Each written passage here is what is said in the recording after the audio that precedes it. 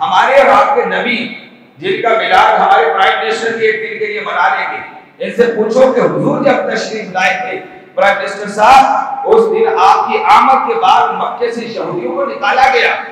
مکے سے مشرکوں کو نکالا گیا، مکے سے کفار کو نکالا گیا، اور مدینہ طیبہ کی زمین کو بھی پاک کیا گیا۔ جب وہ مدینہ طیبہ کی زمین پاک کی جا رہی ہے رسول اللہ کی آمد کے بعد،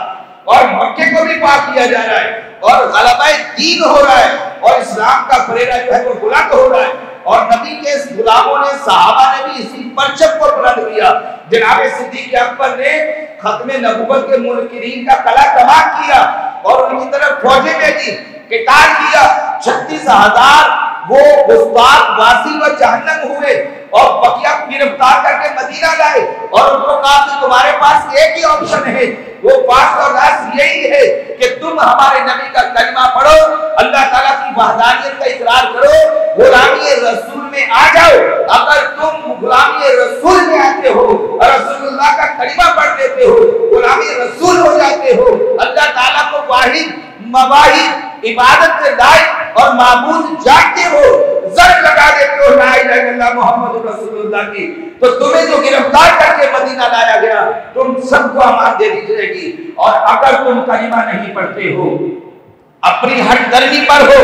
ڈٹے ہوئے ہو، تو پھر سن لو، آج امیر المومنین ابو بکر صدیق یہ فیصلہ کرتا ہے کہ انجام تمہارا وہ ہوگا کہ جو 36,000 کا انجام وہ جنگ یمامہ میں ہوا ہے، جیسے ملک و واسی کو جہنم کیا گیا ہے، تمہارا بھی وہی حال ہوگا۔ اور وہ تمام کے تمام جو گرفتار تھے جنہیں مدینہ طیبہ لایا گیا، ان کو پتہ تھا کہ اب زندگی کا جو بچنے کا راستہ ہے وہ ایک ہی ہے کہ حضور کی غلامی کو اختیار کریں، اللہ تعالیٰ کی وحدانیت کا اقرار کریں۔ انہوں نے لا الہ الا اللہ محمد رسول اللہ پڑھا، وہ اسلام کے اندر داخل ہوئے۔ یہ ہے حضور کی آمد کا مقصد، غلبہ دین، یہود و نصارہ کو دوست بنا لینا۔ یہ میلاد مصطفیٰ نہیں ہے کہ تم 364 دن ان کی غلامی کرو اور 12 ربیع الاول کو پاکستان کا پرائم منسٹر ہو، پرائم منسٹر کو جب لے کر ہمارے ہاتھوں میں اس کا بدل نیچے والے سب، تو تم وقتی طور پہ کھڑے ہو کر کے پڑھ لو یا نبی سلام دے کر کے ہم نے میلاد بنایا۔ نہیں، تیری آمد تھی کہ بیت اللہ مجھے کو جھکا، اور تیری حیبت تھی کہ ہر وہ تھر تھرا کر گر پڑا۔ حضور کی آمد کا مقصد یہ ہے کہ اب بتوں کی کعبہ اللہ کے در و دیوار کے اوپر کوئی گنجائش نہیں۔ ارے کعبہ اللہ کی تو بڑی شان ہے، آپ اس خطے میں بھی ان کے مانگنے جاگنے والوں کے لیے کوئی گنجائش نہیں۔ اب صبح قیامت تک کوئی یہودی نہ مکے میں رہ سکے گا نہ مدینہ میں رہ سکے گا۔ اگر کوئی رکھنے کی کوشش کرے گا وہ وقتی طور پہ تو کوشش کرنے میں کامیاب کہا جا سکتا ہے، حقیقت میں وہ کامیاب نہیں ہے، وہ نامراد ہی ہے۔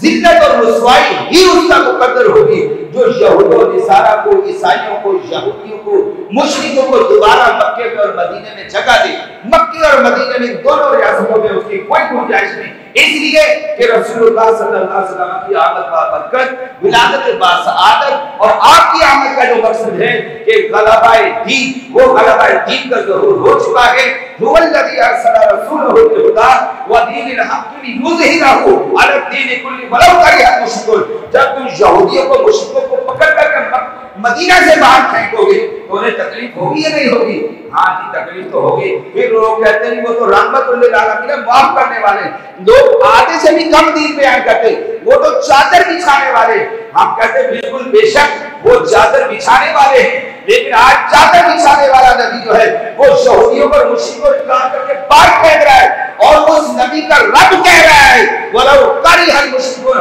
ہاں ہاں اے محبوب نکالو ان مشرکوں کو جس طرح کی برائی کیوں نہ لگے، لیکن ان کی مکہ میں اور مدینہ میں کوئی گنجائش نہیں ہے۔ یہ ہے دین۔ جتنے انبیاء علیہ السلام تشریف لائے ان تمام کے لیے اللہ کی طرف سے یہی نبی تھی، یہی بشارت تھی، یہی خبر تھی، یہی پیغام تھا کہ تم نے میرے نبی خاتم الانبیاء کے دین کو غالب کرنا ہے۔ دو پیغام، آج تورات اٹھاؤ، زبور اٹھاؤ، انجیل اٹھاؤ، وہ جو اپنی صحیح پر ہے، حق پر ہے، اصل پر ہے، وہ عبارتیں آج بھی یہی بتائیں گی کہ آنے والے नबी की शान ये होगी, आने वाले नबी का मकाम ये होगा, आने वाले नबी की ही शरीयत चलेगी, सारी शरीयतों को छोड़ दिया जाएगा, आने वाले नबी का ही डंका बजेगा, आने वाले नबी के दीन की ही बात होगी और उसी दीन को पूरी हुए जमीन में फैलाया जाएगा। पहले जो अभी आए उनका एक हिस्से में, एक शहर में, एक मुल्क में, एक करिया में, एक इलाके में वाक़या तक दीन था, लेकिन जब दीन मोहम्मदी आएगा तो दीन मोहम्मदी अपनी इस आबोताब के साथ आएगा कि फिर पूरी हुए जमीन के ऊपर जो फैलेगा वो दीन मोहम्मदी होगा। इसलिए फरमाया गया कि ये वमा अर्सलनाका इल्ला रहमतल लिल आलमीन है, इसलिए फरमाया गया कि ये खातमुन नबिय्यीन है, रहमतुल लिल आलमीन भी ये नबी है और खातमुन नबिय्यीन भी ये नबी है। अब शरीयत इनकी है, ढंगा इसका है, अब इनकी गुलामी में जितने भी हुजूर के गुलाम सुबह क़यामत तक पैदा होंगे वो तमाम की जिम्मेदारी ये होगी कि रसूलुल्लाह के दीन को ही गालिब करना होगा, गलबा दीन के लिए ही काम करना होगा, अहकाम कुरान पर ही अमल पैरा होना होगा, ये बयानिया है। जालिम के जुल्म को रोकना होगा, ये बयानिया है। मजलूमों का साथ देना होगा, ये बयानिया है। रसूलुल्लाह की मदद और तौसीफ करनी होगी, अब किसी की बात नहीं करनी, अब रसूलुल्लाह की बात करनी, यही बयानिया है। और जो यहूदी है उनके खिलाफ किताल ऐलान जंग करना, कभी इनको अपना दोस्त नहीं बनाना, ये बयानिया है। मगर अफसोस ये है कि आज इस मुसलमान ने इस बयानिए को छोड़ दिया। जब तुम अपने बयानिए को ही छोड़ दोगे तो फिर तुम्हारी हैसियत क्या होगी, तुम्हारा मकाम क्या होगा, तुम्हारी मुआशरे में इज्जत क्या होगी, फिर तुम्हारी सूरत हाल क्या होगी, तुम्हारी हालत क्या होगी। ये हालत जो हमारी बद से बदतर होती चली जा रही है, ये यही है कि देखे हैं यदि अपनी ही गफलत की बदौलत सच है कि बुरे काम का अंजाम बुरा है। अब मिलाद मुस्तफा जो मनाना है वो रस्मी तौर पर नहीं कि हुजूर आप आए तो हमारे दिल जगमगाए, नहीं नहीं, ये जुमला बहुत अच्छा है मगर बात इससे बढ़कर होगी, या रसूलुल्लाह आप आए तो पाकिस्तान की पार्लियामेंट भी जगमगाई, जिसको आज लोग ब्रेकिंग न्यूज में कह रहे हैं। मैं अपने कानों से सुन रहा हूं कि ये तो मछली बाजार बन चुका है। नहीं, ये बहुत गिरी हुई बात है कि इतने बड़े ओहदों पे मनसब पे बैठने वालों की हालत ऐसी हो जाए कि आपका मीडिया इस अदान में आपका चेहरा दिखाए। ये चेहरे अच्छे उसी वक्त हो सकते हैं। हुजूर आप आए तो पार्लियामेंट भी जगमगाई,